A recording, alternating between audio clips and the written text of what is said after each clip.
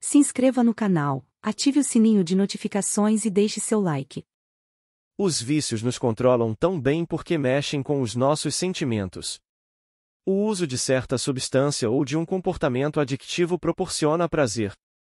Ou então impede sentimentos intensos de desprazer, como sintomas de abstinência. Embora a criança sol também possa contribuir para os sentimentos intensos de prazer, tendendo ao excesso e à euforia, a maioria dos sentimentos de desprazer está localizada na criança sombra. A simples ideia de não usar uma determinada droga provoca medo, ao menos de forma subconsciente. Sem a substância, a criança sombra teme perder aquilo que lhe dá estabilidade. Principalmente vícios por ingestão oral, como beber, fumar e comer, estão profundamente ligados aos desejos da criança sombra de segurança e acolhimento. Num nível profundo e inconsciente, a ingestão oral está associada à sensação de estar sendo alimentado e à afeição humana. A criança sombra precisa de afeição e consolo. A substância adictiva alivia as dores por um curto período. Além dos vícios emocionais, uma dependência também é influenciada por uma predisposição metabólica.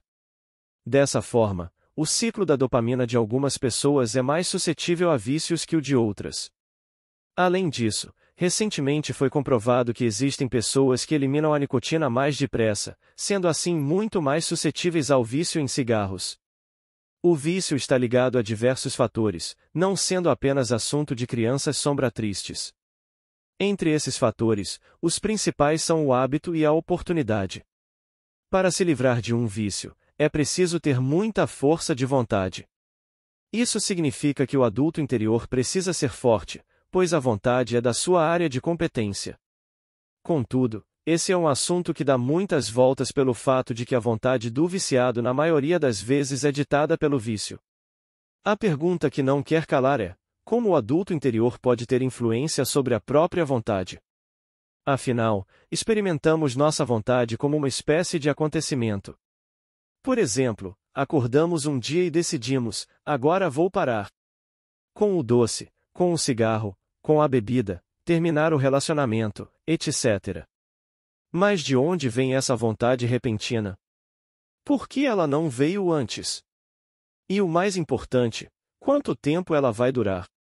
A última questão foi elucidada por diversos estudos que determinaram que a força de vontade funciona como uma espécie de músculo, que também pode se cansar quando submetido a muito esforço. Isso quer dizer que a força de vontade diminui conforme a utilizamos. Ou seja, quando passamos o dia inteiro dominando impulsos e adiando recompensas, nossa vontade fraqueja à noite. É por isso que à noite quebramos o hábito das boas intenções, e todas as pessoas que já tentaram fazer dieta sabem disso muito bem. O vício é um tipo de comportamento que é guiado por suas consequências. Quando o custo de continuar excede em muito o custo de parar, nossa força de vontade é impulsionada. E é exatamente aqui que você pode girar a chave para a mudança. O vício funciona por meio de uma repressão significativa. O adulto interior sabe que é um comportamento nocivo, mas não admite isso em seus sentimentos. Ele reprime o medo que o próprio comportamento lhe causa e consegue fazê-lo facilmente porque os efeitos do vício sobre a saúde, no geral, surgem a longo prazo, e por isso, conseguem ser adiados. Ao mesmo tempo, o ganho de prazer é de curto prazo e pode ser sentido diretamente. Quando acendo um cigarro ou como uma barra de chocolate, sinto um prazer instantâneo. Por outro lado, quando se trata de imaginar teoricamente os efeitos a longo prazo de meu comportamento, não sinto nada.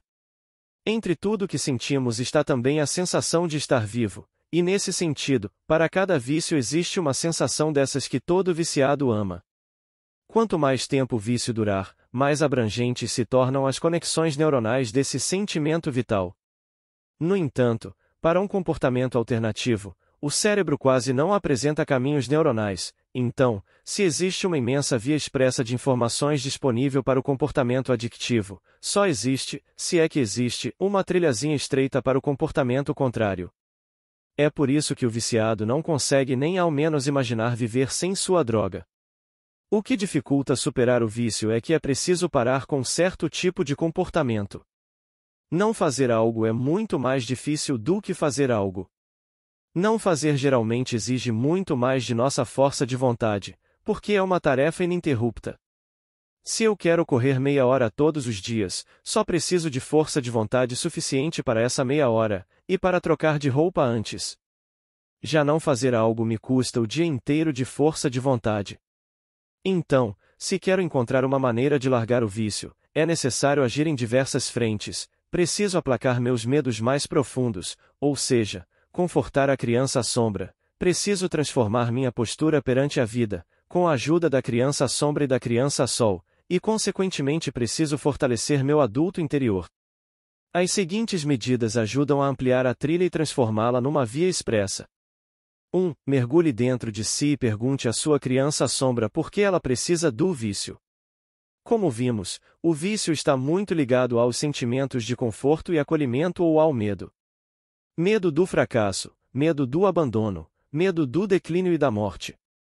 Investigue quais crenças negativas contribuem para seu vício, indo além daquelas que você já descobriu, como, não sou bom o suficiente ou não tenho valor. Explore também as crenças que estão diretamente ligadas ao seu vício, como, nunca vou conseguir, não consigo ficar tranquilo sem fumar, preciso de doces. Sinta o que acontece dentro de você. Identifique o sentimento negativo que o impulsiona ao vício. Anote tudo o que for descobrindo sobre sua criança sombra e seu vício. 2. Pegue no colo a criança sombra e a console.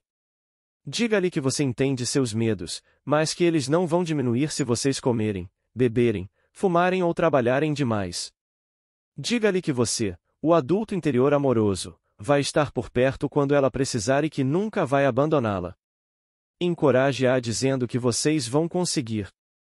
Mostre a ela quanto orgulho e alegria ela vai sentir quando conseguir sair dessa. Faça com que imagine como a vida vai ser boa. 3. Admita o medo de tudo que pode acontecer se você continuar desse jeito. Leve essa realidade para diante de seus olhos. Conscientize-se de que o seu comportamento é realmente nocivo. Desça ao porão em que os seus piores medos habitam e retire de lá todas as imagens de terror que sejam consequência de seu vício e você costuma reprimir. Pare de reprimir. Deixe que seu medo o alcance. O medo tem a função de alertar. E nesse caso o medo é justificado. 4. Também se conscientize de que sempre existe um amanhã e que pensar amanhã, semana que vem, ano que vem ou para o só adia a superação do seu vício até sua morte. 5. Pergunte à sua criança sol por que ela ama o vício. Como aprendemos, a criança sol gosta de brincadeiras, diversão, festas e excesso. Ela ama essa sensação de estar viva. Sinta dentro de si como exatamente você recebe essa sensação positiva e adictiva de estar vivo e em que lugar do corpo ela se manifesta. Também encontre as crenças positivas que estão ligadas a seu vício como, sou invencível, viver significa aproveitar tudo ao máximo, sempre posso parar mais tarde. Anote tudo o que você for descobrindo sobre sua criança sol e seu vício. Procure um novo sentimento vital que satisfaça tanto sua criança sol quanto sua criança sombra. Se você come em excesso e assim transmite à sua criança sombra conforto e acolhimento, tente imaginar um filme totalmente diferente.